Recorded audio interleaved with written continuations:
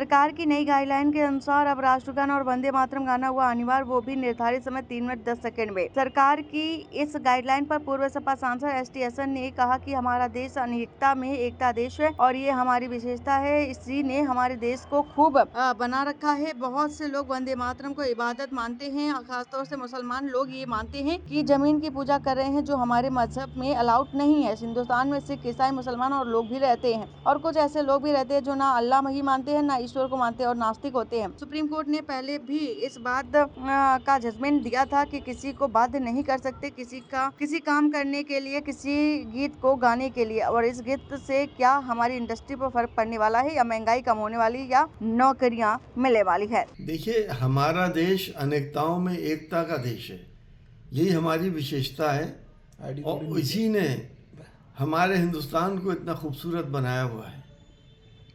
बहुत से लोग वंदे मातरम को इबादत मानते हैं ज़मीन की, ख़ास तौर से मुसलमान और हम सब लोग यही मानते हैं कि हम ज़मीन की पूजा कर रहे हैं, जो हमारे मज़हब में अलाउड नहीं है।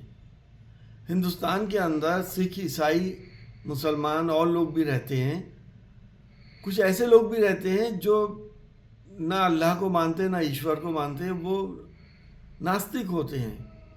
सुप्रीम कोर्ट ने पहले भी इस बात का जजमेंट दिया था कि किसी को आप बाध्य नहीं कर सकते कोई किसी काम करने के लिए या किसी गीत को गाने के लिए। इस गीत से क्या हमारी इंडस्ट्री पे कोई फर्क पड़ने वाला है? क्या महंगाई कम होने वाली है या नौकरियां मिलने वाली हैं? इससे नेशनल इंटीग्रेशन को नुकसान होगा, लोगों के अंदर कंट्रोवर्सी पैदा होगी और ये सरकार तो हमेशा कंट्रोवर्सी पैदा करके ही जीत रही है। इसके पास कुछ और करने के लिए नहीं है। अब इसने नया शगुफा ये छोड़ा है ताकि हिंदू मुसलमान फिर करें और अपना वोट बैंक को पोलराइज करें। वैसे क्या इसके अंदर चॉइस रखनी चाहिए थी, या ये जो इन्होंने लागू किया है ये?